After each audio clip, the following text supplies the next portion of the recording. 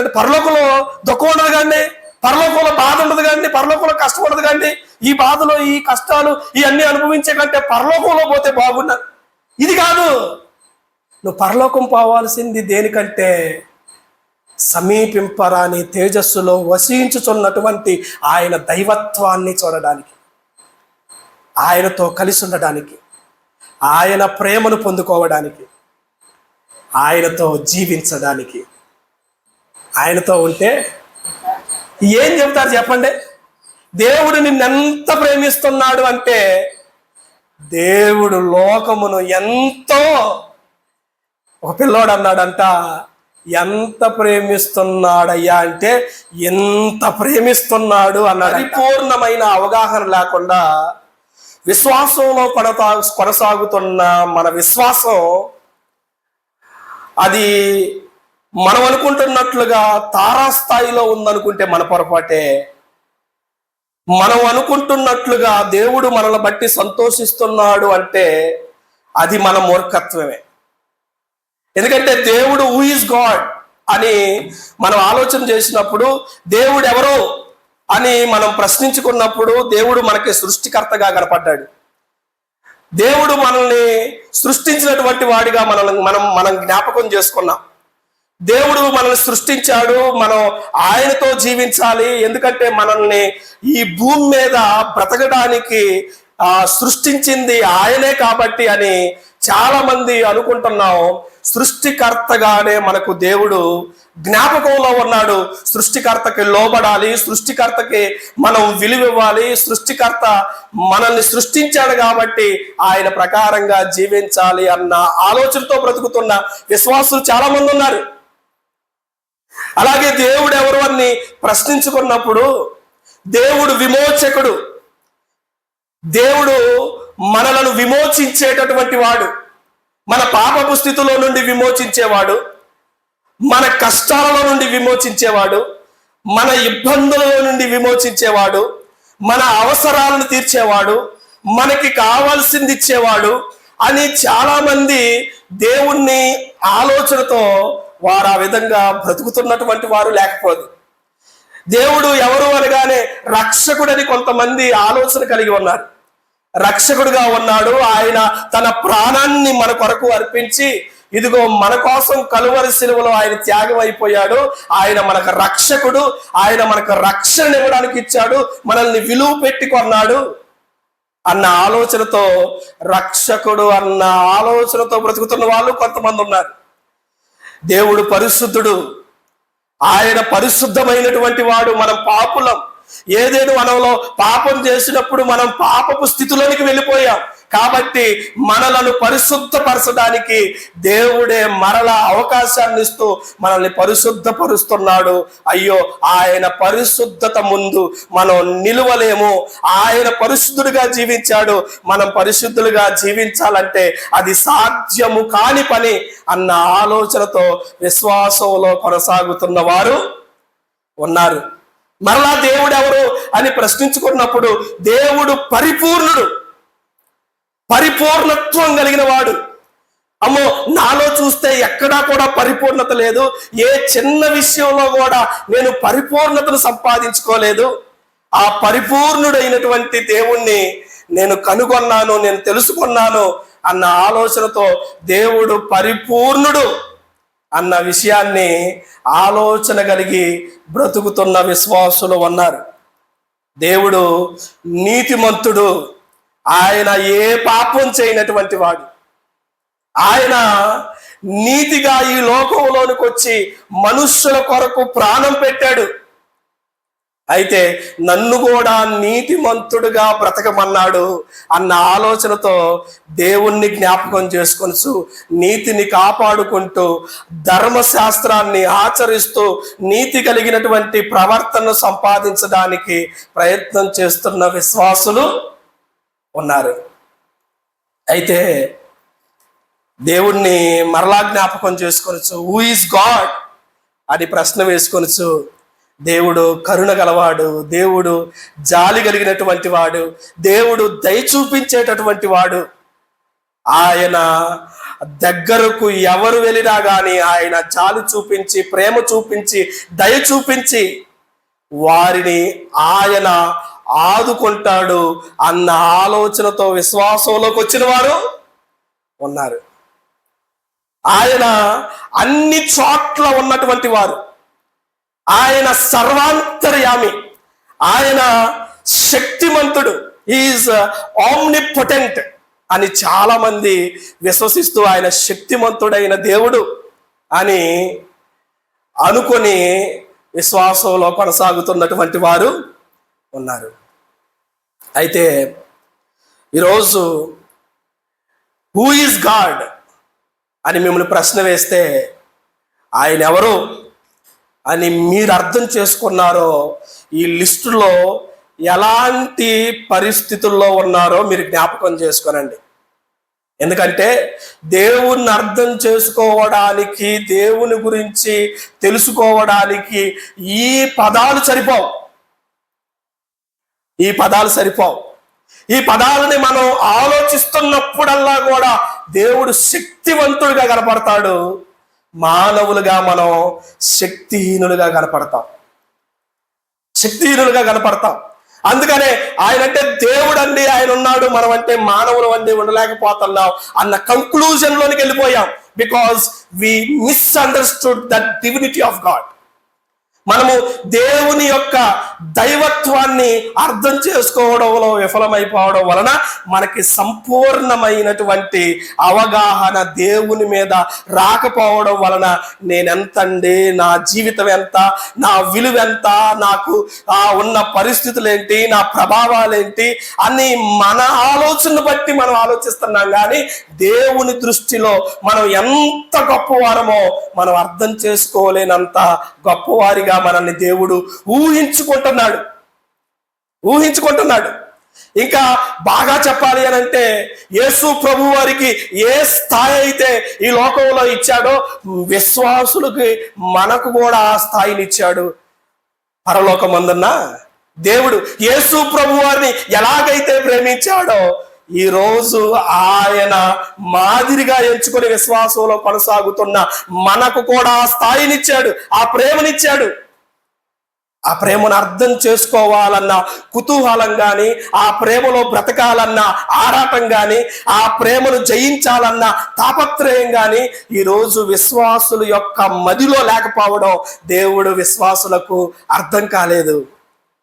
Who is God అని బైబుల్ని మనం అడిగితే బైబుల్ చెప్పేటటువంటి మాట ఏంటంటే గాడ్ ఈజ్ లవ్. దేవుడు ప్రేమస్వరూపి. ఆయన మనిషిని ప్రేమించి మనిషిగా ఈ లోకానికి వచ్చి మనుషుల కొరకు ఆయన తన ప్రాణాన్ని అర్పించినటువంటి ఒక గొప్ప ప్రేమికుడిగా ఉన్నాడు. ఈ 66 గ్రంథాల మహాపుస్తకం ఏంటో తెలుసా అండి? ఆ ప్రేమను అర్థం చేసుకోవడానికి నీ కోసం, నా కోసం రాసినటువంటి ఆ కావ్యమే ఈ 66 గ్రంథాల మహాపుస్తకం. ఈ 66 గ్రంథాల మహాపుస్తకంలో ఆయన ప్రేమను తెలుసుకోండి అన్నటువంటి సందేశం మనకు కనపడుతుంది. ఆయన త్యాగంలో ఆయన ప్రేమ కనపడుతుంది. ఆయన మనల్ని హత్తుకునే విషయంలో ఆయన ప్రేమ కనపడుతుంది. ఇంకా గొప్ప విషయం ఏంటో తెలుసా అండి?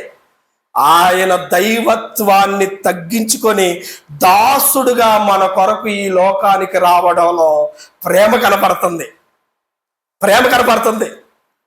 బాగా ఎక్కువ స్థాయిలో ఉన్నవాడు తన యొక్క స్థితిని కోల్పోయి తక్కువ స్థితిలో ఉండి సాధారణమైన మానవుడిగా బ్రతకడానికి చాలా కష్టంగా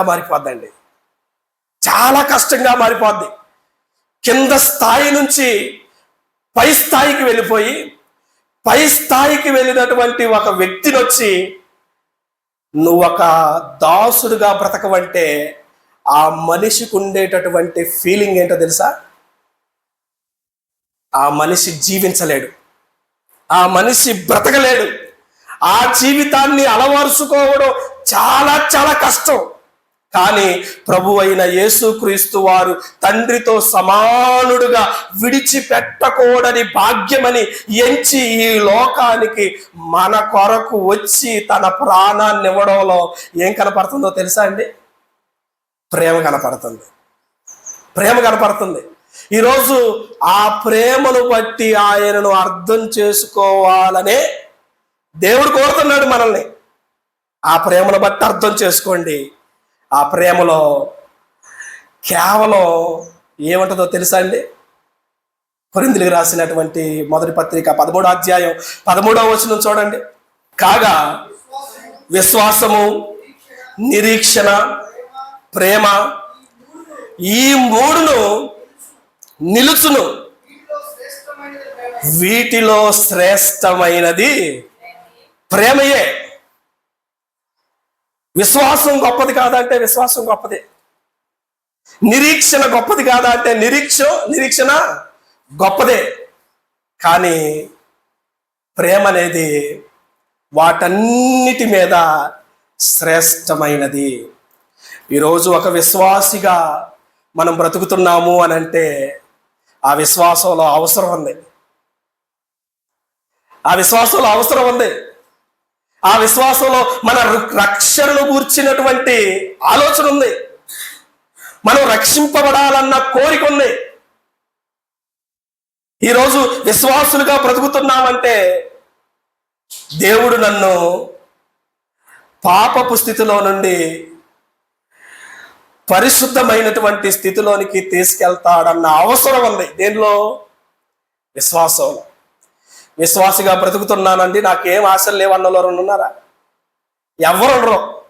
అందరికీ కూడా విశ్వాసిగా బ్రతుకుతున్నామనంటే ఆ విశ్వాసానికి తగిన అవసరం రక్షణ. కాబట్టి రక్షణ అవసరం ఉంది. ఆలోచనలోనికి వెళ్ళిపోతాం. Because we're thinking that he is our provider.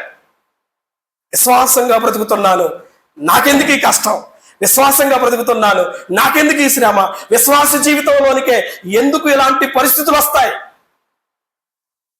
అని చాలా విచారకరమైనటువంటి పరిస్థితుల్లో we will feel that our faith is useless. ఏమో విశ్వాసం పనికి రావట్లేదేమో, ఇంత విశ్వాసంగా ఉన్నా లాభం లేదేమో అని అనుకుంటా. కానీ విశ్వాసంలో మాత్రం అవసరం మనిషికి ఖచ్చితంగా ఉంది. నిరీక్షణ చూద్దాం. నిరీక్షణ అన్న పదంలోనే మనకు కనబడుతుంది ఆశ, ఎదురు చూపులు. ఏదో ఒక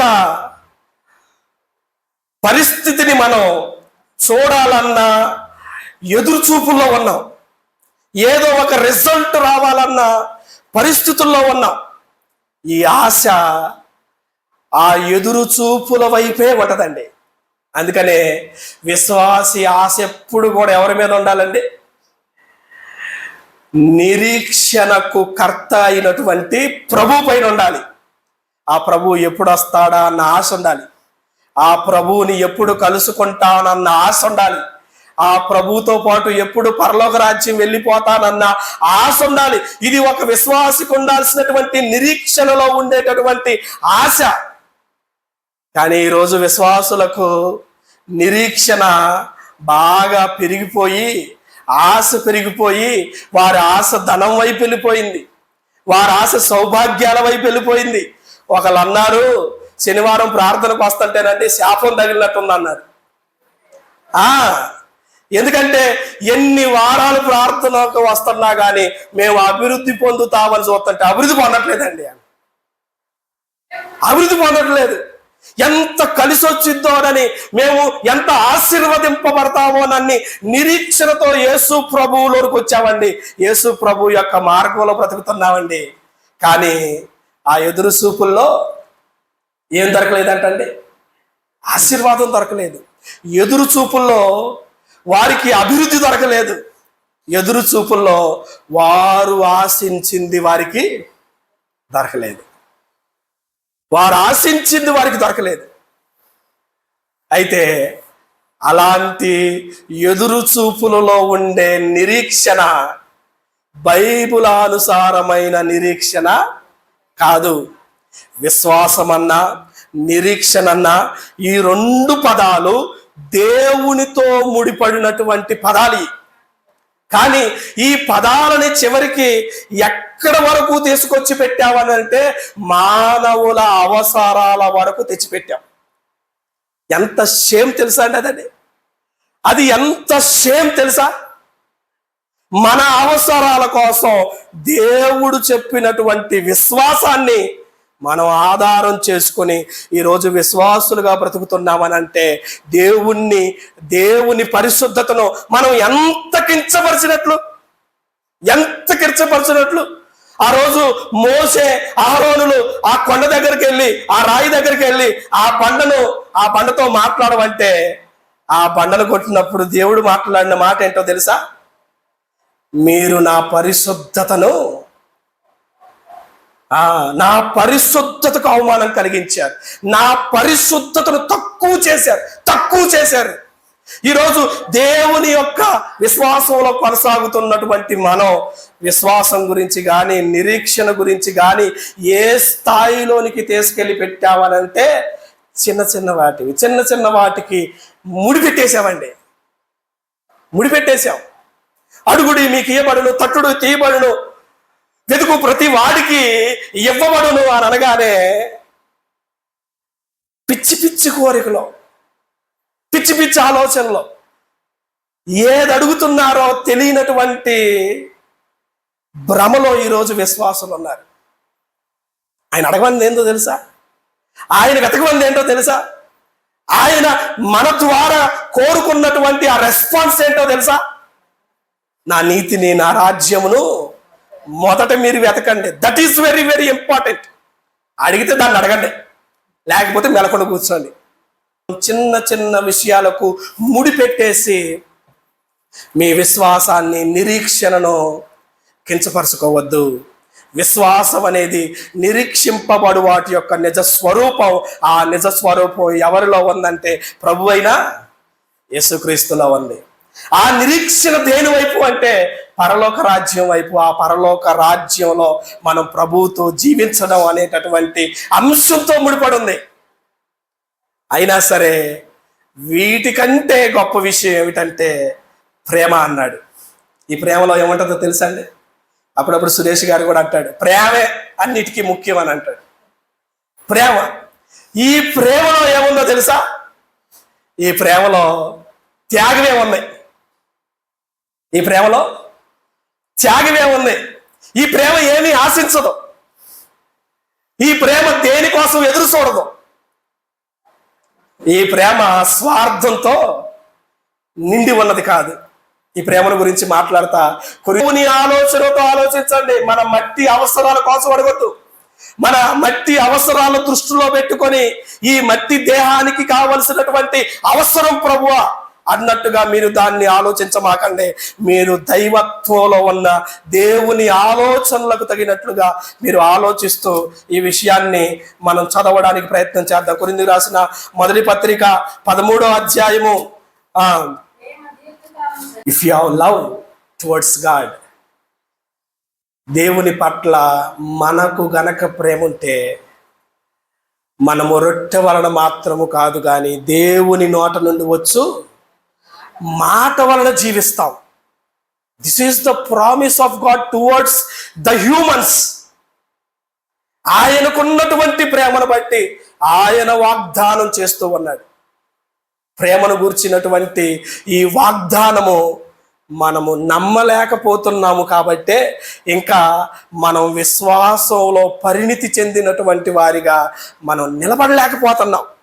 నిలిచి ఉండడానికి కూడా ఏం అవసరమో తెలుసా అండి? మనం దేవునిలో నిలిచి ఉంటేనే ఆయన మనలో నిలిచి ఉంటాడు అని మనం చదువుకుంటున్నాం కదా. ఆ నిలిచి ఉండడానికి కూడా అవసరమైనది ఏంటో తెలుసా? ప్రేమే. యోహాను రాసిన మొదటి పత్రిక 3వ అధ్యాయం 24వ వచనం, ఆయన ఆజ్ఞలను గైకొని వాడు ఆయన యందు నిలిచి ఉండును, ఆయన వాని యందు నిలిచి ఉండును. ఆయన మన యందు నిలిచి ఉన్నాడని ఆయన మనం అనుగ్రహించిన ఆత్మ మూలముగా తెలుసుకొనుచున్నాము. చాలండి. ఆయన ఆజ్ఞలను గైకొనువాడు ఆయన యందు నిలిచి ఉంటాడు. ఇప్పుడు ప్రశ్న అడుగుతారు, చెప్పండి, ఆజ్ఞలు ఎవరు గైకొంటారు చెప్పండి? ఎవరు గైకొంటారు చెప్పండి? మీరు నన్ను ప్రేమించిన ఎడల నా ఆజ్ఞలను గైకొందురు. ఆజ్ఞలు భారమైనవి కావు, ఆజ్ఞలు సులువైనవి, ఆజ్ఞలు కష్టంతో కూడుకున్నవి కాదు. దేవుని యొక్క మాటలన్నీ కూడా మనము జీవించగలిగేవి, మనం చేయగలిగేవే. కాకపోతే మనస్సుని సాతానుకు ఇచ్చేసి దేవునిలో ఎదుగుతున్నామన్న భ్రమతో మనం జీవిస్తూ మన వల్ల అవ్వదన్న కంక్లూజన్కి వచ్చేసాం. మనం ఈ లోకంలో ఏం కోరుకుంటున్నాం అని అంటే ఎంటర్టైన్మెంట్ కోరుకుంటున్నాం, మనం సంతోషపడాలని కోరుకుంటున్నాం, మన ఇష్టాలే తిరగాలని మనం కోరుకుంటున్నాం. If you are a parent, if you really have love towards your children, మీరేం కోరుకుంటారు?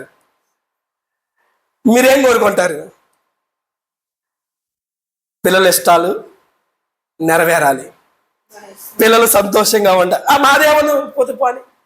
మనం అర్పించే వాటిని కూడా స్వీకరించడన్న విషయం ఎక్కడో ఆది కాండంలో కయ్యూను హేబేలు దగ్గరే చెప్పాడు.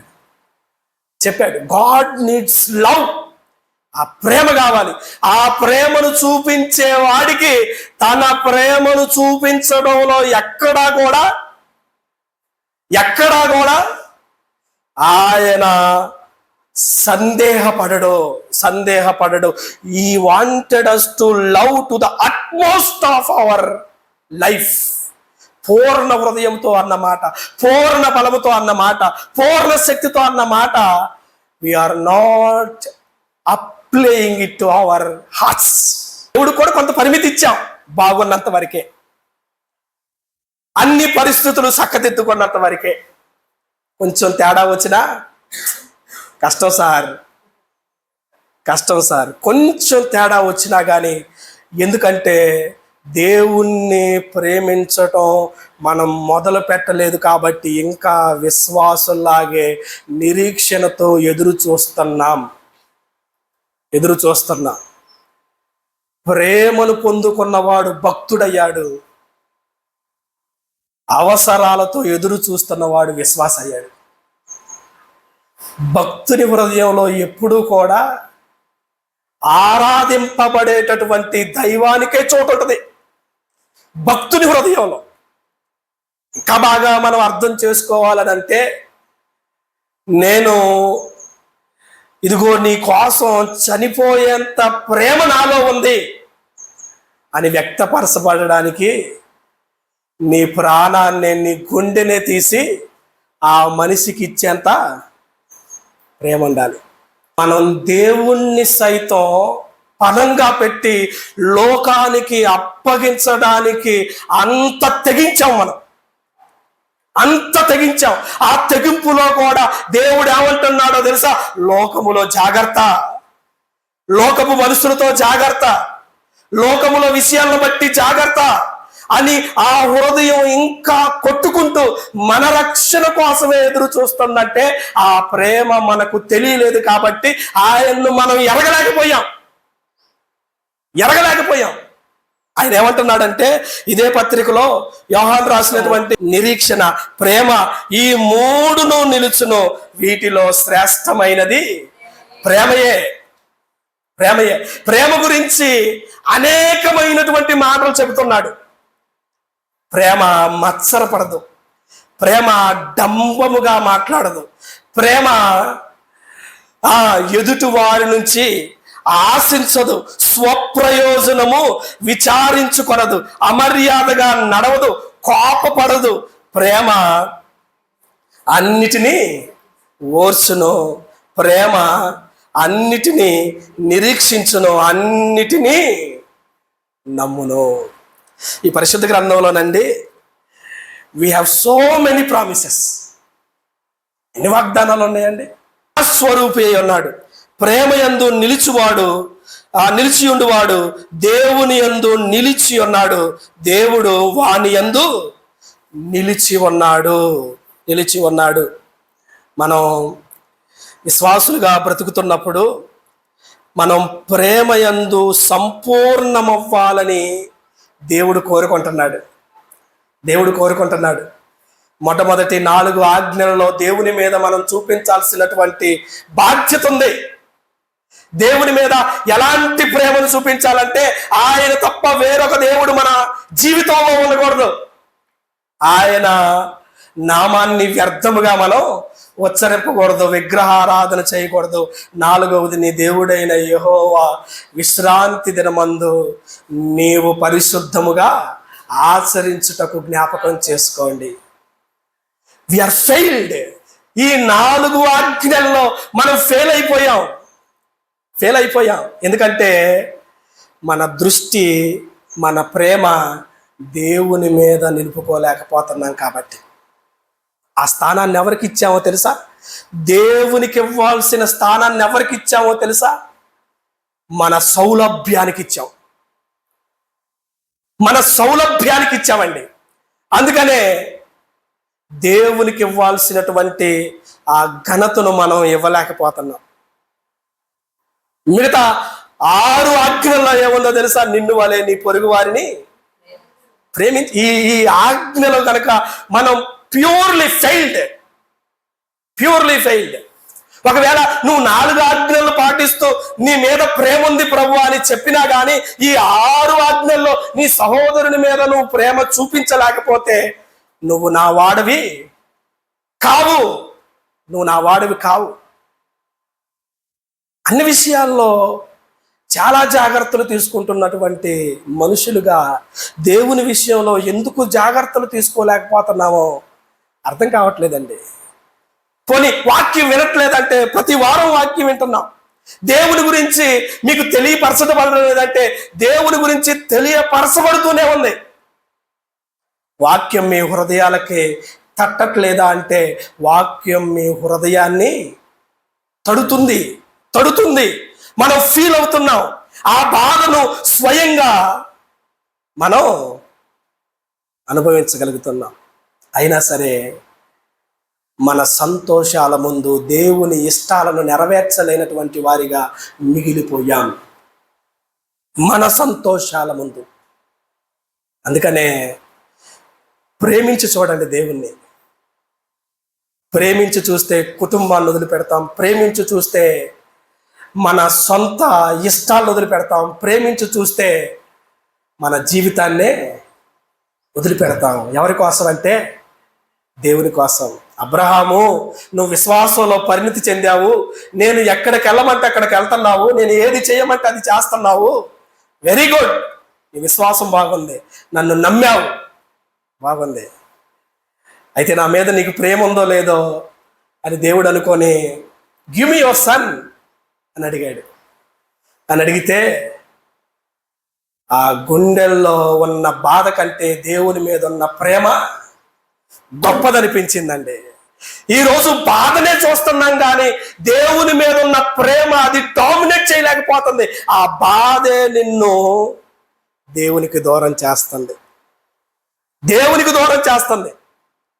ఓ భక్తుడు అన్నాడు, 1000 ఏళ్ల నిరీక్షణ కలిగినటువంటి మనం 2 క్షణాల్లో చనిపోతామన్నటువంటి ఆలోచనతో బ్రతకండి. నిరీక్షణ 1000 సంవత్సరాలకు ఉండాలి. కానీ నువ్వు ఎలా బ్రతకాలో తెలుసా?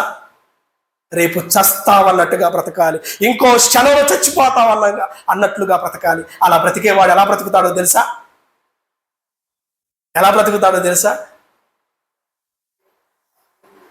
రేపో మాపో చచ్చిపోయేవాడు ఎలా బ్రతుకుతాడో తెలుసా? ప్రభువా, నీ చిత్తమైతే నీ రాజ్యంలో నన్ను జ్ఞాపకం చేసుకో. నీ చిత్తమైతే.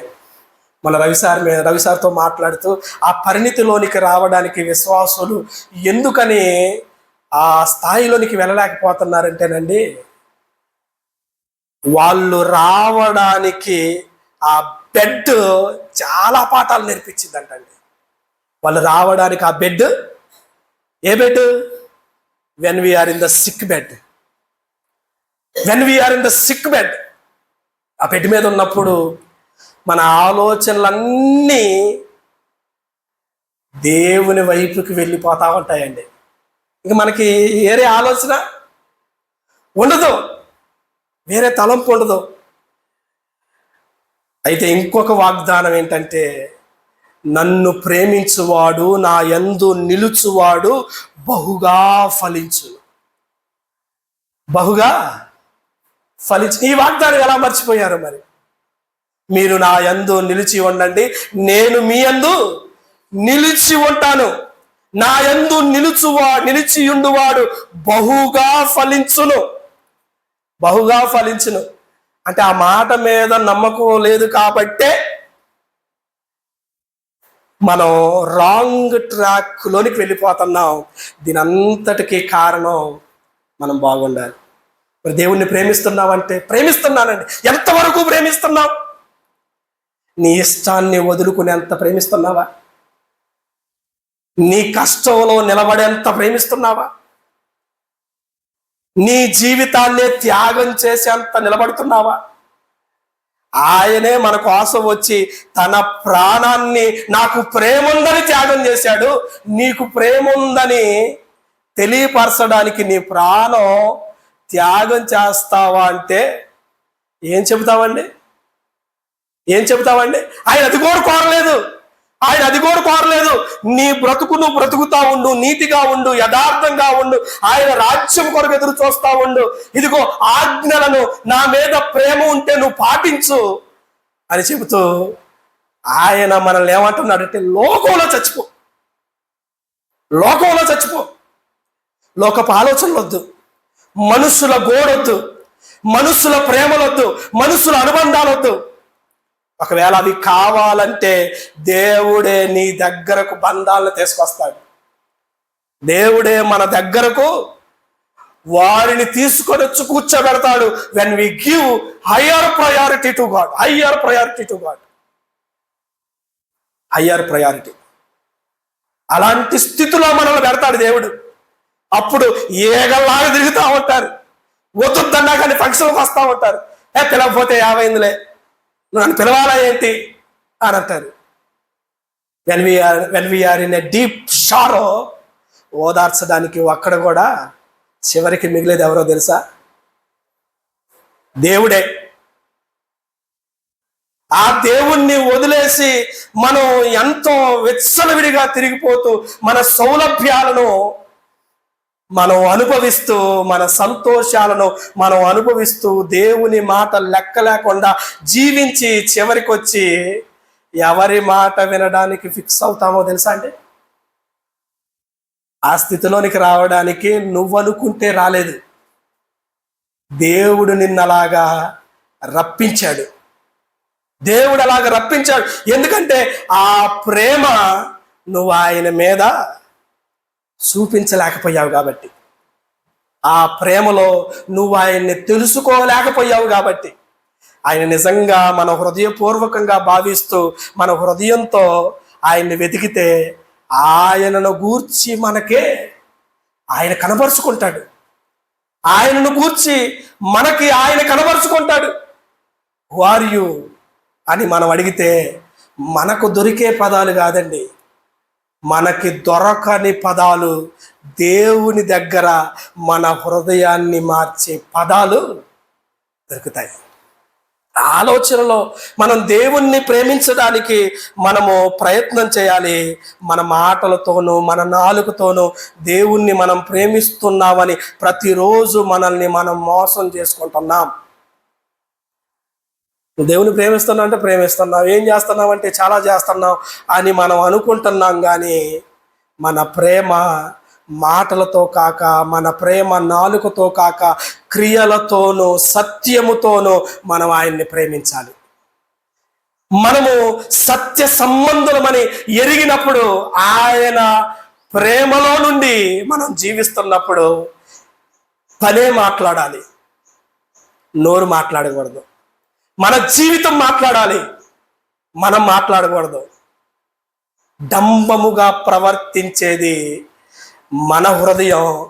ఆ డంబముగా ప్రవర్తించే మాటలు మన హృదయములో నుండి రావు. ఈరోజు నేను మీకు 2 మాటలు ఎలన్ వైట్ గారి పుస్తకంలో నుండి చదివి వినిపించి ముగించాలనుకుంటున్నాను. మీరు జ్ఞాపకం చేసుకోనండి. మనల్ని మనం ఈ మాటలు నేను ఉదయకాల ప్రార్థనలో కూడా చెప్పాను. Page number 40 steps to Christ, పాఠం వచ్చేసి సమర్పణ. సమర్పణ, ప్రేమలో సమర్పణ ఉంటుంది. ఆ సమర్పణ గురించి మాట్లాడుతున్నాడు చూడండి. 1, ఆయన ధర్మశాస్త్రాన్ని ఆచరించడానికి, సత్ప్రవర్తనను సాధించి రక్షణ సంపాదించడానికి తమ సొంత కృషి చేత ఆధారపడుతూనే మేము దేవుని సేవ చేస్తున్నామని చెప్పుకునేవారు ఉన్నారు. దేనికోసం అంటే రక్షణ కోసం. దేనికోసం అంటే సత్ప్రవర్తన కోసం, నీతి కోసం మేము ధర్మశాస్త్రాన్ని ఆచరిస్తున్నాం, దేవుని ఆజ్ఞలను మేము పాటిస్తున్నాం. దేనికోసం అంటే రక్షింపబడటానికి, దేవుని రాజ్యం కొరకు అని మనం చెప్పుకుంటా ఉంటాం. అయితే అలాంటి జీవితం మన హృదయాలను చైతన్యపరచదు. అలాంటి హృదయం కాదు మనకు ఉండాల్సింది. ఏమంటున్నాడంటే, పెట్టేయండి, దేవునికి దూరం చేసేటటువంటి కార్యమా వదిలిపెట్టేసేయండి. దేవునికి దూరం పెట్టేటటువంటి వ్యసనమా పక్కన పెట్టేసేయండి.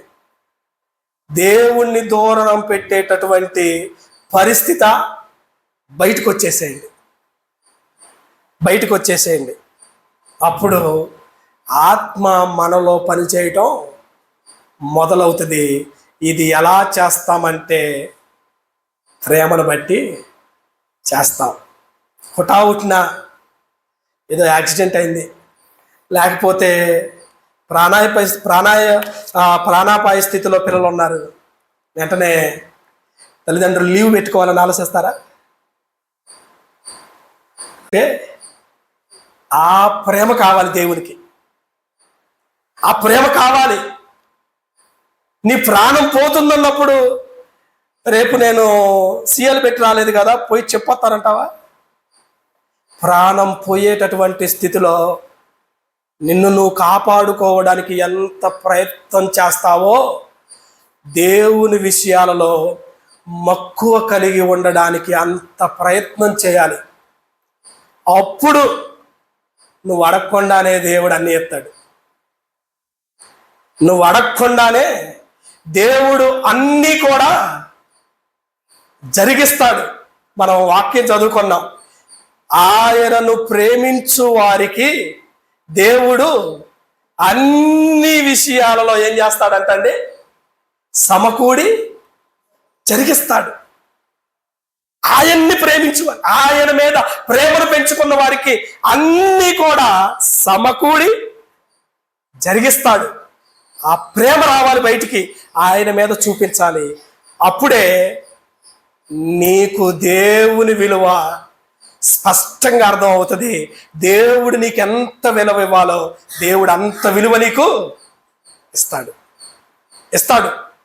ఆ ప్రేమను అర్థం చేసుకుంటే మన మనసంతా కూడా ఎవరి మీద ఉంటుందండి? ఉంచండి, దేవుడి మీద. దృష్టి అంతా ఎవరి మీద ఉంటుందండి? దేవుని మీద. ప్రాణం అంతా ఎవరి మీద ఉంటుందండి? దేవుని మీద. అంత ప్రేమను దేవుడు కోరుకుంటున్నాడు. అందుకనే విశ్వాసం, నిరీక్షణ, ప్రేమ, ఈ మూడింటిలో కూడా గొప్పది ప్రేమే. ప్రేమ ఉన్నప్పుడు ఆ మరణమే మనల్ని ఎడబాపాలి, కానీ ఇంకా వేరేది ఏది కూడా ఎడబాపడానికి వీల్లేదు. కరువైన, కష్టమైన, బలహీనతైన, వస్త్రహీనతైన, దిగంబరత్వమైన ఆయన ప్రేమ నుండి వేరు చేయలేదు. ఇప్పుడు మీరు వేరైపోతున్నారంటే ఆ ప్రేమ లేదు. ఖచ్చితంగా రాసి పెట్టుకోండి, ఆ ప్రేమ లేదు. కాబట్టి చివరిగా ఒక మాట చెబుతున్నాను, మీరు రాసుకోండి. ఆయన యొక్క ప్రేమ ఎత్తెంత వెడల్పెంత, పొడవెంత, లోతెంత అని తెలుసుకోవడానికి క్రీస్తు మనకు అనుగ్రహించేటటువంటి జ్ఞానం మీద ఆధారపడి ఉండడానికి ప్రయత్నం చేయండి. జ్ఞానమునకు మించిన క్రీస్తు ప్రేమను తెలుసుకోవడానికి ప్రయత్నం చేయండి. నీ జ్ఞానానికి అందదు, అది ప్రేమ ఉంటేనే అందిద్ది. పరలోకాన్ని సంపాదించుకునేందుకు గాను దేవుడు కోరుకుంటున్నట్లుగా క్రైస్తవ విధుల్ని నెరవేర్చడానికి కృషి చేస్తారు చాలామంది. దేనికోసం అంటే పరలోకాన్ని సంపాదించేందుకు గాను దేవుడు కోరుకుంటున్నట్లుగా క్రైస్తవ విధుల్ని నెరవేర్చడానికి కృషి చేస్తూ ఉంటారు. అవునా కదండి? సో అలాంటి భక్తి ఏంటో తెలుసా? నిరర్థకమైనటువంటి భక్తి అంటండి. నిరర్థకమైనటువంటి భక్తి అంట. హృదయములో క్రీస్తు నివసించినప్పుడు ఆయన యందు నిలిచి ఉండేందుకు ఆత్మ ఆయన ప్రేమతో, ఆయన సహవాసపు ఆనందంతో నిండి ఉంటుందంట. అర్థమవుతుందండి? ఆయన సహవాసపు ఆనందంతో నిండి ఉంటది. ఆయన సహవాసపు ఆనందం ఏంటో తెలుసా? ఎస్, ఈరోజు నేను దేవునితో సమయాన్ని గడిపాను అన్న ఆనందంతో హృదయం ఉంటుందంటండి. ఈ ఫీలింగ్ రావాలంటండి. ఆ ఫీలింగ్ వచ్చినప్పుడు అప్పుడు ఏం జరిగిద్దంటేనండి, ప్రేమతో ఆయన సహవాసపు ఆనందంతో నిండి ఉంటుంది. ఆయన ధ్యానంలో ఏం మరుగున పడిపోతుందో తెలుసా? స్వార్థం మరుగున పడిపోతుంది. స్వార్థం మరుగున పడిపోతుంది. క్రీస్తు మీద ప్రేమే క్రియలకు ఉత్పత్తి సాధనం అవుతుందంటండి. ఎందుకు చేస్తున్నావు, ఎందుకు బ్రతుకుతున్నావు అంటే పరలోకం కోసం కాదు. ఐ లవ్ గాడ్, నేను దేవుని ప్రేమిస్తున్నాను, దానికోసం చేస్తున్నానండి. ఆయన ప్రేమను రుచి చూశాను, దానికోసం చేస్తున్నానండి. ఆయన ప్రేమ ఏంటో నేను అర్థం చేసుకున్నానండి, దానికోసం నేను ఈ పనులు చేస్తున్నానని మన క్రియలు ప్రేమను బట్టి కార్యాలు చేస్తాయి. దానిలో ప్రతిఫలం ఉండదు, ప్రతిఫలం ఆశించదు. ఇంకా మనం కొనసాగించుకుంటూ 3వ అధ్యాయంలోనే ఆయన మాట్లాడుతున్నటువంటి మాట చూడండి. ఆయన ఏమంటున్నాడంటే, ఇదిగో నా ప్రేమను ఎరుగని వాడు నన్ను ఎంతంటే నాకెవ్వరు ఆ ప్రేమను గురించి ఆ పరిమాణం చెప్పలేదండి అన్నాడంట. ఆ పరిమాణం చెప్పలేదన్నాడంట. ఈ లోకములో ఉన్నటువంటి చెట్లన్నీ కూడా పుస్తకాలు అయిపోయి, ఈ సముద్రంలో ఉన్నటువంటి నీరంతా కూడా సిరా అయిపోయి, ఈ భూలోకంలో ఉన్నటువంటి మనుషులందరూ కూడా కవులయ్యి దేవుని ప్రేమను గురించి రాయటం మొదలు పెడితే, ఆయన ప్రేమను రాయడంలో పరిచయం కూడా పూర్తి కాదంటండి. ఆయన ప్రేమను తెలియపరచడానికి పరిచయం కూడా పూర్తి కాదంట. మన ప్రేమ ఏంటండి, పూర్తయిపోతుంది. చిన్న సాకు పూర్తి చేస్తుందండి, చిన్న అడ్డంకి పూర్తి చేస్తుందండి, చిన్న ఇబ్బంది పూర్తి చేస్తుంది, చిన్న పడైనత పూర్తి చేస్తుంది. Full stop. What is the love that you have towards God అంటే, నా ప్రాణం దాని విలువ. నా ప్రాణం బ్రతుకుట క్రీస్తే, చావైతే లాభం. దేవుని కోసం కదలని నా పాదం నాకు అనవసరం. మన సునీల్ గారు చెప్పారు, దాన్ని నరికేసి పరలోక రాజ్యంలో ప్రవేశించు. దేవుని కోసం అదుపు చేసుకోలేని చూపు నాకు అనవసరం, తీసే కన్ను, పరలోకం కోసం ఎదురు చూడు. ఎందుకంటే ఆ ప్రేమ అంత బలవంతం చేసిద్ది. ఆ బలవంతం చేయలేనటువంటి మనుషులుగా మనం ఈ భూమి మీద మిగిలిపోకూడదు. ప్రేమ ఎత్తెంత, లోతెంత, ఆ వెడల్పెంత తెలుసుకోవడానికి, జ్ఞానమునకు మించిన క్రీస్తు ప్రేమను తెలుసుకోవడానికి ప్రయత్నం చేయండి. అది నీకు అర్థం అవ్వాలి అని అంటే ఆయనతో అనుదినము కూడా మమైకమై బ్రతకాలి. అంటే పరలోకంలో దుఃఖం ఉండదు కానీ, పరలోకంలో బాధ ఉండదు కానీ, పరలోకంలో కష్టం ఉండదు కానీ, ఈ బాధలు ఈ కష్టాలు ఇవన్నీ అనుభవించే కంటే పరలోకంలో పోతే బాగున్నా. ఇది కాదు, నువ్వు పరలోకం పోవాల్సింది దేనికంటే సమీపింపరాని తేజస్సులో వసించుచున్నటువంటి ఆయన దైవత్వాన్ని చూడడానికి, ఆయనతో కలిసి ఉండడానికి, ఆయన ప్రేమను పొందుకోవడానికి, ఆయనతో జీవించడానికి. ఆయనతో ఉంటే మన జీవితంలో మనం లేవు, ఆయనే ఉంటాడు. ప్రార్థన చేసుకుందాం. అందరూ కళ్ళు మూసుకున్నట్లయితే